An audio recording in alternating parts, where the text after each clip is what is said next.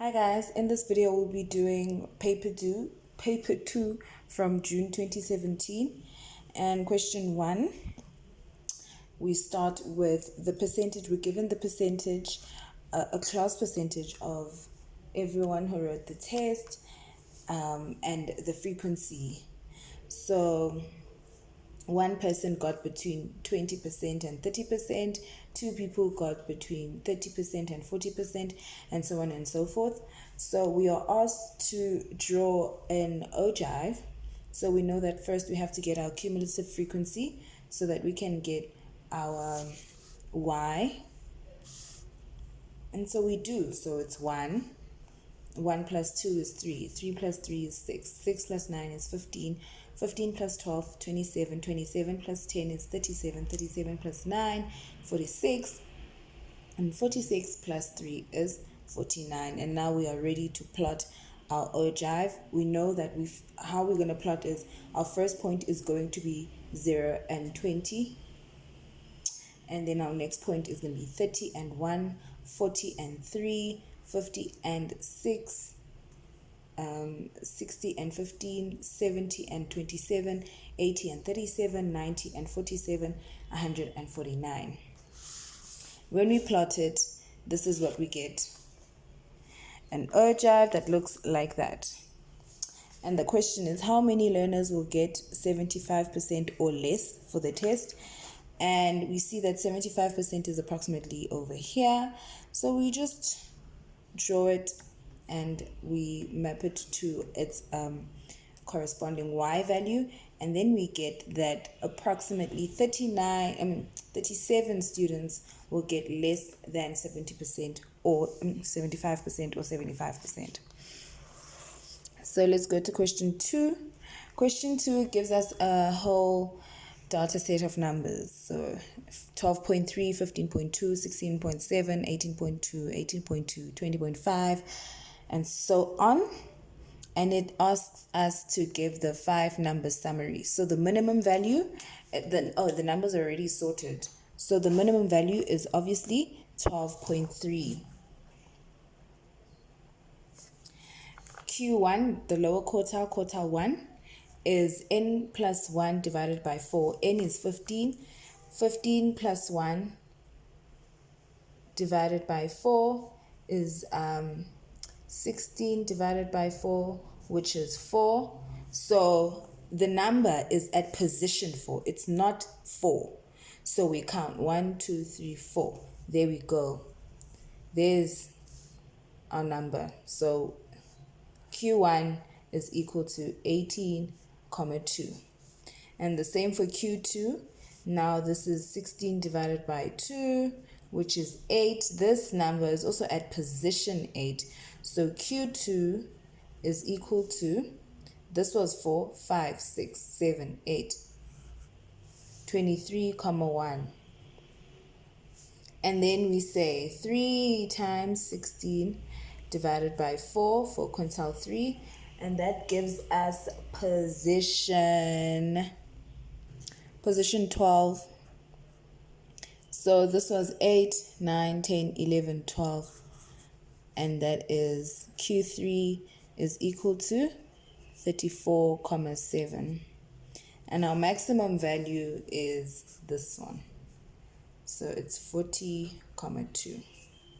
So when we asked to draw the box and whisker, we know over here we'll have our minimum value, over here our maximum, Q1, Q2, Q3. So minimum is 12,3, maximum is 40,2, Q1 is 18,2, Q2 is 23,1, and Q3 is 34,7. And if we asked to get the variance, that's quite simple, right? We know how to do that on our calculators. We just we just say mode, and then we take option 2, which is stat, and then we choose option 1, which is 1 minus var, and we input all of these numbers, right? And then once we've inputted the numbers, we say shift stat, and then choose option 4, and there is our standard deviation. option 3. Our variance, option 3. And then you should get your variance like that. Question 3. So question 3, we are given this diagram. And here we have A, T, and -1. Here we have B, 4 and 7. And point C, 7 and 0. We have a line going from A to M, and also a line going from C to P. And this is a point in the middle where these two intersect. This is angle alpha. And so our question number 1 is find M. And we can see that M is the midpoint between B and C. So we have M is 4 plus 7 divided by 2, and 7 plus 0 divided by 2, and that gives us 11 over 2 and 7 over 2. Then it says determine the equation of AM. Now let's find the gradient. The gradient of AM, because we have this point now, this point is 11 over 2 and 7 over 2. Now let's find the gradient. Gradient is 7 over 2 minus 3 divided by 11 over 2 minus 3, and that gives us 1 over 5. And how we did that is because we knew this point, we knew point M and point P. Point P is 3 and 3, point M is 11 over 2 and 7 over 2. We found the gradient. Now let's find the intercept. So y is equal to mx plus c. And then let's take the 3 and 3 point again. 3 is equal to 1 over 5 times 3 plus c. And you end up with the fact that c is equal to 12 over 5. Therefore, y is equal to 1 over 5x plus 12 over 5. And then it says find t. This is t. So we'd find t by substituting a point in, because we see that t lies on this line. So we're just going to take a point on the line and substitute it in. So yeah, we're going to have, because its corresponding y value is -1, is equal to 1 over 5 times t plus 12 over 5. We take everything over, then we get that t is equal to -17. Okay. Question 3.4, find the gradient of PC. So PC, and okay, the gradient of PC is 1 over 5 times the negative reciprocal of this, because these two, the gradient of PC is perpendicular to the gradient of AM. So it would be -5 is equal to -1. So therefore, the gradient of PC is equal to -5. Question 4. Question 4, we have a triangle with points P, Q, R, S, where P is 0 and 2, Q is 7 and 1, S is -5 and it's -1 and -5. And question 1 says calculate the midpoint of QS. So the midpoint of QS is 7 minus 1 over 2 and 1 minus 5 over 2. Then we get that R is 3 and -2. So this would be the midpoint. And show that RP is equal to RQ. So RP is equal to RQ. trying to show that this is an isosceles triangle. Okay, so RP squared is equal to 3 minus 0 squared plus minus 2 squared. And RP squared is equal to 25. So RP is equal to 5. And then let's find RQ the same way. 3 minus 7 squared plus 1 plus 2 squared. That gives us negative 4 squared plus 3 squared. So RQ squared is equal to 25. RQ is equal to 5. Therefore, RP is equal to RQ.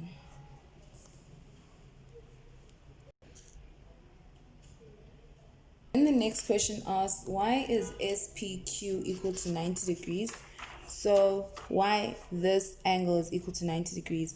And the way this angle could be equal to 90 degrees is how we could find that this angle is 90 degrees is if we find that this line is perpendicular to this one. So let's do that. So the gradient of PS is equal to 2 plus 5 over 0 plus 1, and that is 7. And the gradient of PQ is 1 minus 2 over 7 minus 0, and that gives me negative 1 over 7. And negative 1 over 7 times 7 is equal to negative 1. Therefore, PS is perpendicular to PQ. Okay, now 4.4 says find the equation of a circle with center R, and R is the point there. So the equation of the circle would be x minus 3 squared plus y plus 2 squared is equal to 25. What is the gradient of RQ? Well, the gradient of RQ is equal to 1 plus 2 over 7 minus 3. That's 3 over 4. 4.6, find the equation of the tangent to the circle at Q. So, y is equal to mx plus c, right? And we know that the gradient is equal to negative 4 over 3 because we just found out that the gradient is perpendicular. The two gradients are, perpendicular. The two lines are perpendicular to each other. So then y is equal to negative 4 over 3 x plus c. And when we substitute in the point that we have, we get this. And we end up with c is equal to 25 over 3. So therefore, the equation of the line is y is equal to negative 4 over 3 x plus 25 over 3. Question 4.7 says prove that PTQS is a rectangle, and we know that PT is equal to SQ because they are diameters of the circle.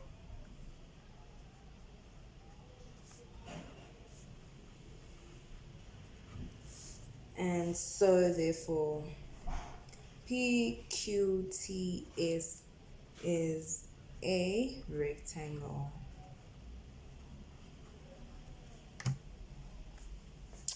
Moving on to question 5. Question 5 says sine of 68 degrees is equal to K. So what is sine of 248?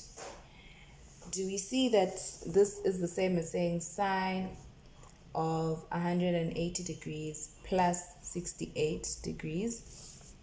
So here sine is negative, So therefore we get that this is negative sine of 68 degrees.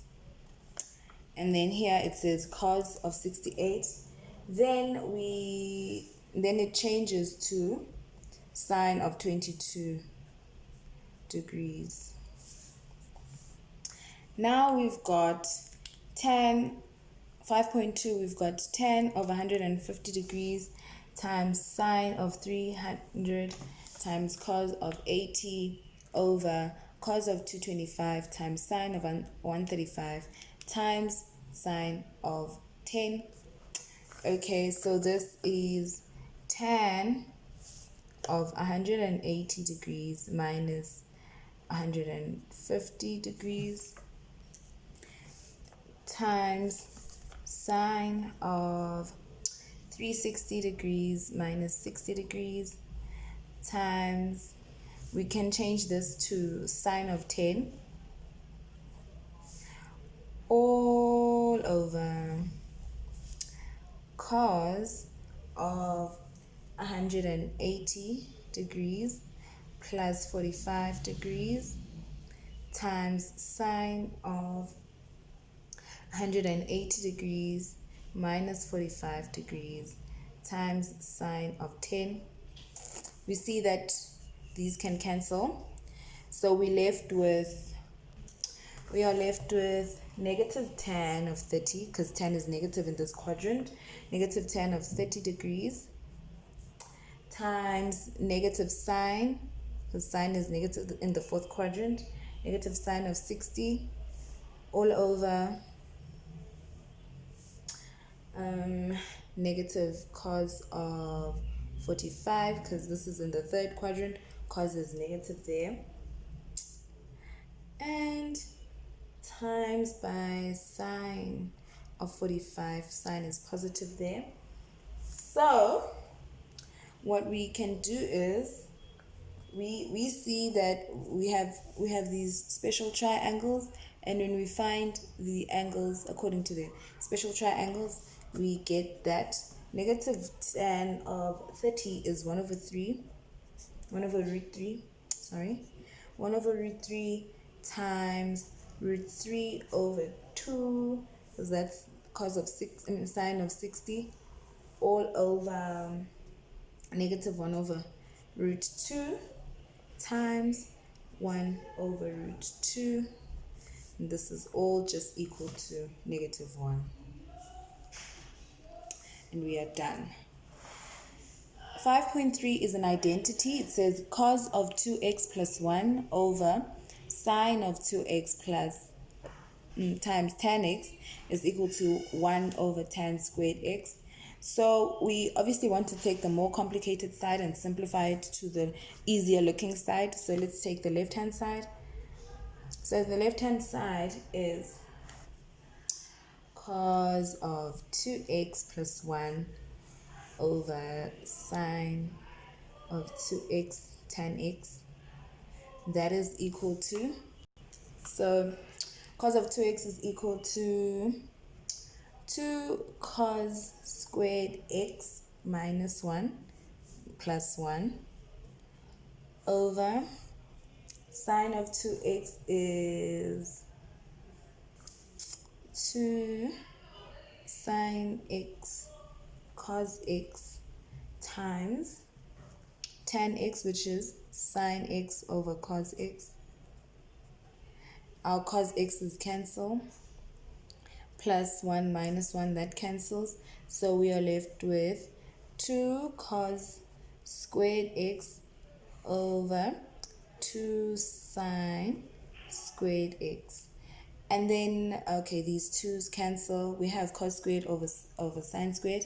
We know that sine squared x over cos squared x would be tan squared x. So this is 1 over tan squared x, which is equal to the right hand side. So we are done proving this identity. Now question 5.5. Tan x is equal to 2 sine x can be written as sine x is equal to 0, or cos x is equal to a half. Find the general solution. Okay, so tan x, okay, let's rewrite this. Tan x is equal to 2 sine x. And tan x is the same as saying sine x divided by cos x, which is equal to 2 sine x. If we take this over, then we get sine x is equal to 2 sine x cos x. Then we can bring this back to this side. Sine x minus 2 sine x cos x is equal to 0. You take out the common factor of sine x, then you get that 1 sine x into 1 minus 2 cos x is equal to 0. Hence you get sine x is equal to 0, or cos x is equal to negative a half. See, we get that. Okay. Positive a half. Cos x is equal to positive half. And then we, okay, so we take x is equal to 0 degrees plus 360k, where k is an element of the integers. So we're starting this side with sine x is equal to 0. Or, this is in the first quadrant, or in the second quadrant where sine is positive, it's 180 plus 360k. And then now we're going to do the solution for cos, and we get that cos, so x is equal to positive or negative 60 degrees plus 360k, where k is an element of the integers. Now for question 6, we are given two functions. P of x is equal to tan x and Q of x is equal to sine x plus 45 degrees. And we are asked to plot them on the same set of axes. We know, and on the interval negative 90 degrees to 180 degrees. So from here to here. So here we have our tan x graph, and here we have our sine x minus sine x plus 45 degrees graph. So they ask, where is Q of x minus P of x equal to 1? And that is at negative 45 degrees. Where is Q of x greater than P of x? And that is at negative 45 degrees to 45 degrees, that interval. And so if y is equal to P of 2 of x, what's the period of the graph? Then the period is just 90 degrees. Question 7.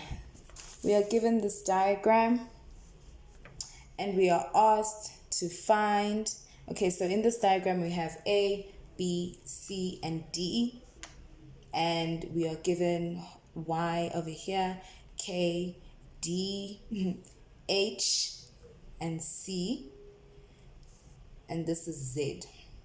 So it says find AC in terms of Z, K, and D. So Z, K, and D. Find AC. So in triangle ABC, AC over sine of K, so using the sine rule, AC over sine of K is equal to D over sine of Z. So therefore AC is equal to D times sine K over sine Z. And then it says find AC in terms of Y and H now. So in triangle ADC,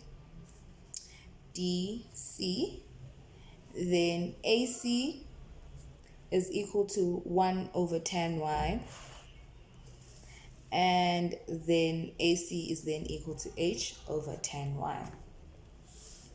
Then it says show that H is equal to D times sine K tan Y over sine Z, and we get that AC is equal to H over tan Y, and AC is equal to D sine K over sine Z. So we take both of our equations that we have here and we put them together. We equate them to each other. We equate them to each other like so, and then we make H the subject of the formula, and then we get that H is indeed D sine K times tan Y over sine Z.